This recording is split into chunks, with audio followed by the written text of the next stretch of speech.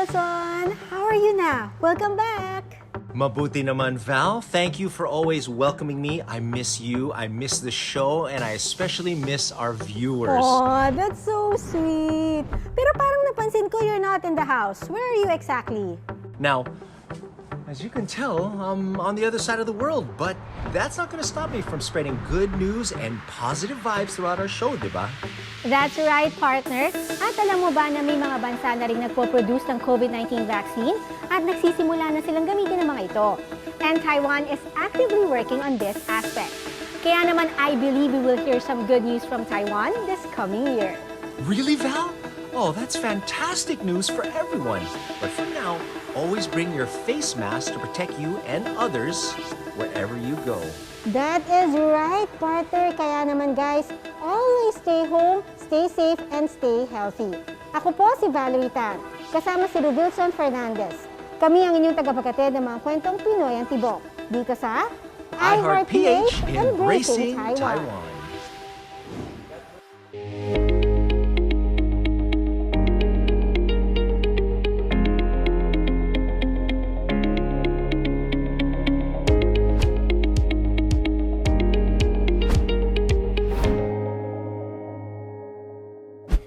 If there's one thing this crisis has taught us, it would be the importance of a strong and decisive leadership. Win these battles. Pati na rin ang disiplina ng bawat isa sa pagsunod sa health protocols at personal prevention measures. Hence, Taiwan has proven itself to be a global leader in the COVID-19 fight. With the epidemic continuously slowing down and the economy doing extremely well despite the disruption.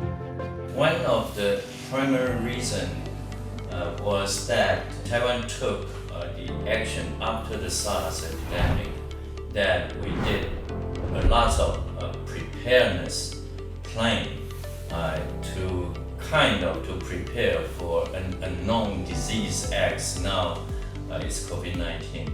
We all know we need to move ahead of the curve, successfully contain the first assault of the virus. Then the tough question will arise, which is, do we need to sacrifice our economy in exchange of saving lives? There is no easy answer.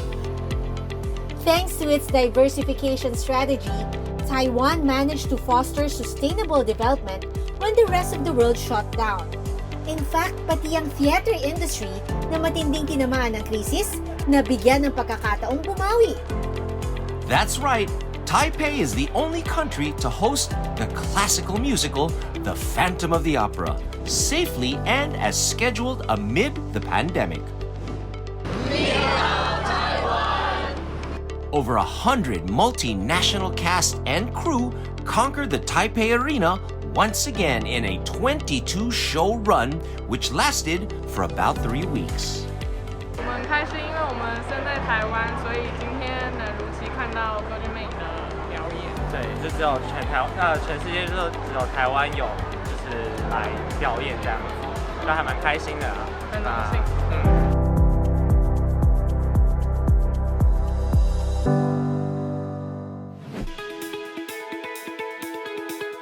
Pero kahit unti-unti nang nasasanay ang mga tao sa tinatawag na new normal, hindi pa rin natatapos ang banta ng COVID-19 sa kalusugan. And this is something that Taiwan strives to address through its progressive biotechnology. Only hope for us to get back to normal is vaccine. Fortunately, that at this time, because of the previous scientific progress, we were able to roll out vaccine at an unprecedented speed. That Taiwan is one of the very few small countries which we have our own capability of developing and manufacturing, mass producing vaccine. Taiwan's scientific advancements are setting a benchmark for innovation in the medical field. To date, 3 Taiwanese vaccine manufacturers have already entered the first phase of human trials.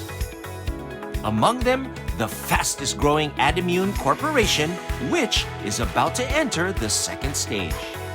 So Taiwan has the capability to develop a new vaccine, and it's moving.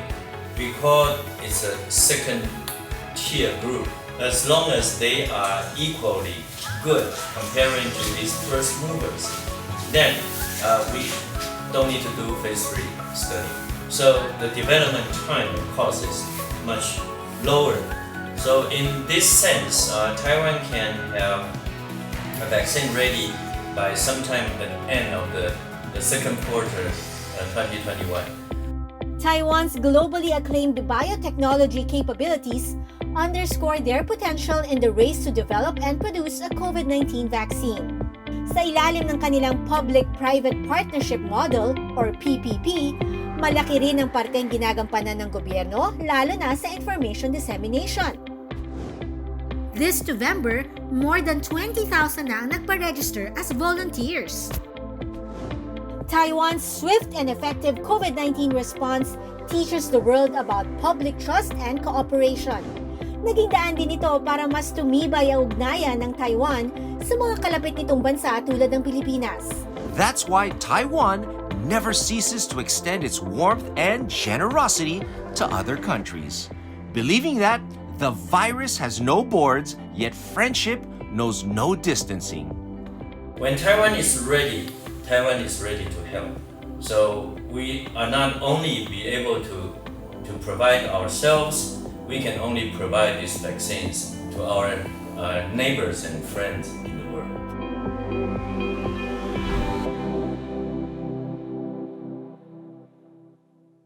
Now, I'm just wondering, Val, in case COVID-19 vaccine is completed, now how do they distribute it around the world? It needs special handling, right? Agree with you, partner. That is why Taiwan is very much ready for that. Gagamitin nila ang Taiwan cold chain technology.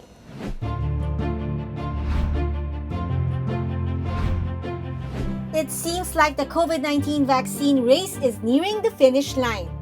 Porsigido na rin ang ibang mga bansa na maibalik sa normal ang kani-kanilang pamumuhay at muling palakasin ang ekonomiya, lalo na ang mga industriyang naapektuhan ng matindi dahil sa mga lockdown at border controls. So far, dozens of potential vaccines are now under clinical trials in hopes of immunizing the world's population from this deadly virus. And according to Taiwan's health authorities, malaki ang posibilidad na magsimula na sila ng immunization program as early as 2021. But once a vaccine has been successfully developed, what comes next? Distribution. Pero dahil na rin sa komplikadong storage requirements ng mga newly developed na bakuna, challenge para sa vaccine manufacturers, pati na rin sa gobyerno ang storage at distribution ng mga ito. Luckily, Taiwan might just have the most viable solution right in its own backyard: cold chain technology. Now, it involves a wide array of capabilities and resources like energy-saving logistics centers, earthquake-resistant shelves, and energy-saving refrigeration in trucks. Strategic at calculated ang prosesong ginagawa rito kumpara sa karaniwang logistics operations. Mula sa unloading, packaging, storage, at transportation, up to the entire distribution process, which includes freezing and refrigeration technology. Masusi ang pag-iingat sa mga item at makasisigurong nasusunod ang required temperature para sa mga ito. Taiwan's cold chain technology has been utilized in various industries for quite a while, like agriculture. It eases logistics and transportation services and ensures high-quality control. This is a common practice for frozen food production in Taiwan's fishing ports. Food must be stored at a stable and specific low temperature to avoid quality deterioration and ensure fresh keeping quality and safety from the manufacturing plant to the consumer's home. And because of its logistical capacity in the importation of vaccines and medicines that need to be stored at controlled temperatures, mapakikinabangan din ito sa storage at distribution ng COVID-19 vaccines na may produce ng Taiwan. Or even the rest of the world. This move can further Taiwan's initiatives for an expanded international economic cooperation. It involves the 5+2 Innovative Industries Plan, which fostered a cross-field integration between innovative industries.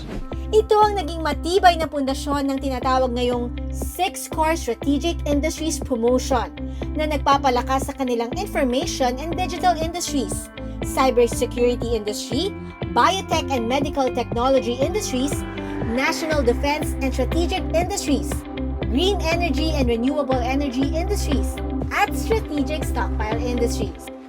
That, with all these attempts at building a resilient future for the nation, Taiwan emerges as an independent, capable nation seeking for ways to help the entire world recover better, together.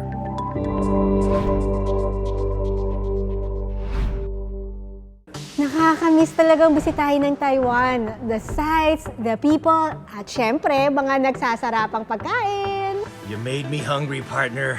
But I'm also impressed on how Taiwan makes food safe, healthy, and accessible. And now they have new ways in growing vegetables in urban areas. This is called vertical farming.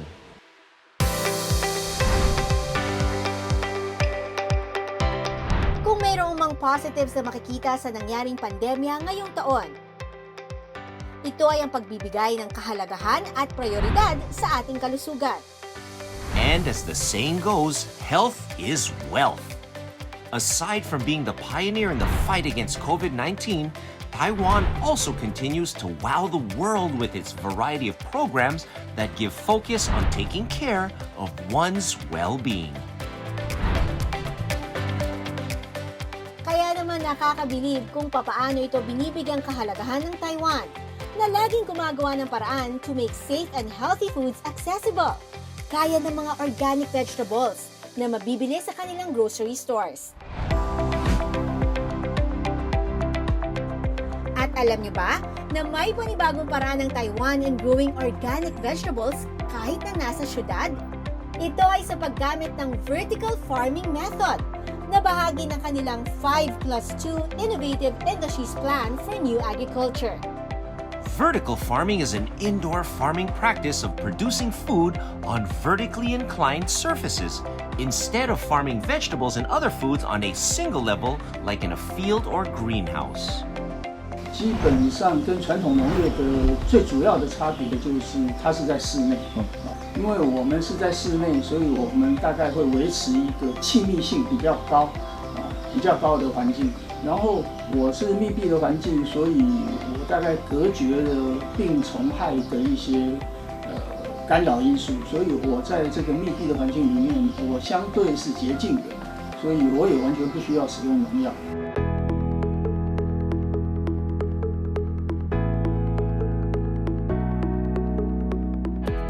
Established in 2013, Taiwan's Yes Health Eye Farm is one of the world's largest vertical farming companies. Recognized as an industry leader, Yes Health Eye Farms radically thinks agriculture for the 21st century and continues to inspire healthier communities. This is in line with the new agriculture program of Taiwan, where the private sector is a core strategic partner in economic contribution. Gamit ang makabagong teknolohiya, ang Yes Health Eye Farms ay nakakapag-produce ng fresh, nutritious at most importantly, safe na pagkain sa tulong ng kanilang high-tech planting system. Ilan lang dyan ang artificial sunlight, ang paggamit ng renewable energy sources upang mapatakbo ang kanilang farm, facilities that minimize water consumption compared to traditional field farms, and state-of-the-art production facilities na kaya mag-produce ng 1,600 kilograms of vegetables araw-araw.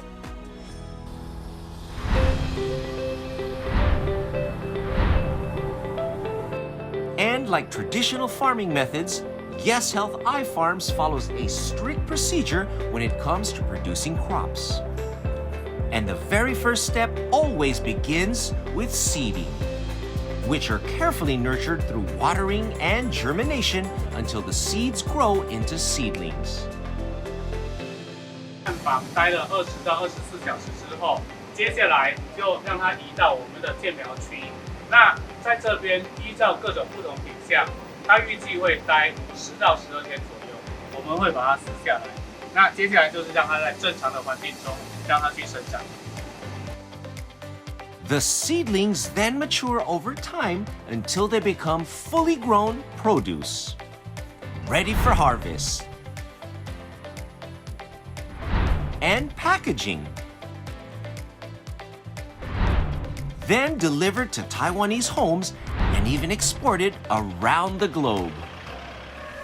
Sustainable and environmentally responsible. Ayan ang pinagmamalaki ng Yes Health Eye Farms sa kanilang vertical farming method. At sa parang ito, nais ng Taiwan na maibahagi ang kahalagahan ng pagpapabuti ng kalidad ng buhay.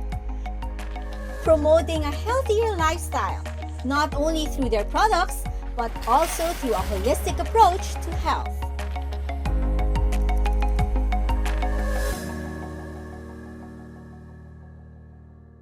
Nakakatuwang isipin, Robilson, na andito ako sa Pilipinas. At ikaw naman sa other side of the globe. At ang pinagkukwentuhan natin ay ang Taiwan. Oh man, no. That's what technology can do for us. But you know, Val, speaking of technology, Taiwan will not be left behind, especially on their self-developed aircraft and production and satellite research and development.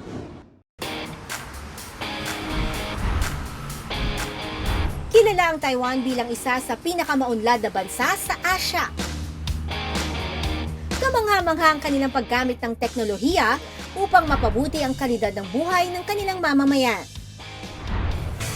Such advancements are evident of the nation's technological ventures, particularly on its aerospace and space programs, which are included in their 5+2 innovative industries that aim to transform Taiwan into a critical force in the global economy. And recent events have shown that Taiwan has taken yet another leap forward with the successful launch of their first indigenous advanced jet trainer, codenamed Brave Eagle, last June.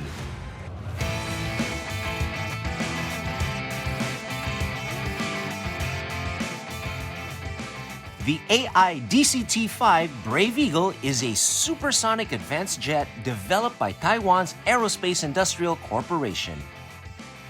The Brave Eagle took off from Qingxuankang Air Base last June 22 and carried out a successful series of tests, including ground run, high-speed rolling takeoff, airborne performance, final approach, and landing.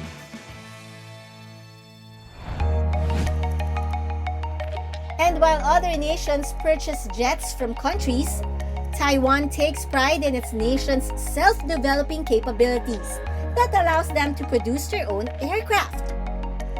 The launch of the Brave Eagle also signified the growth of Taiwan's aerospace industry and their commitment to safer training for their country's Air Force personnel. As the Brave Eagle is one of the world's most advanced fifth-generation trainer aircraft with its state-of-the-art digital hardware and flight simulation software.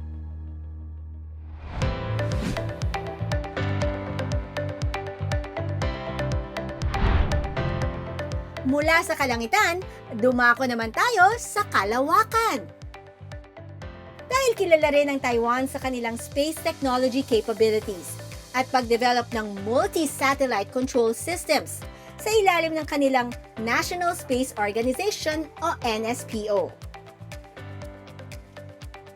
At ang isa sa pinakabagong proyekto ng NSPO ay ang Formosat 7, isang satellite na nilaunch sa kalawakan noong June 25, 2019.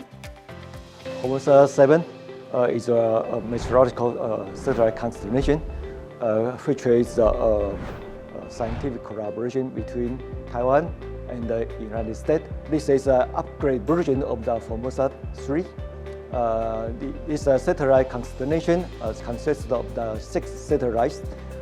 Taiwan is in charge of the design and ground operation of this system. And for the scientific payload provided by United States, TGS antenna system, and also have the RF beacon and atmosphere velocity meter.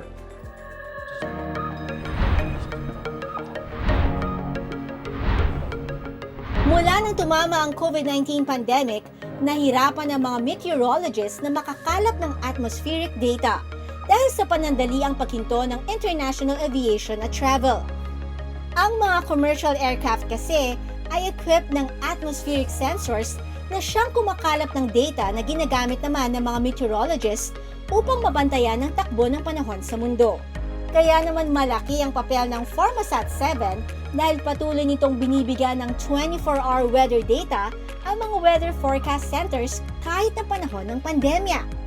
People can use the data provided by Formasat 7 to do the weather forecast, and use it to do the space weather. This data will be useful for the disaster relief.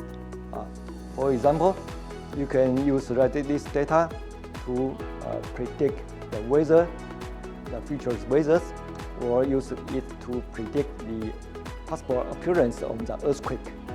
This is the usefulness of the data provided by Formasat 7.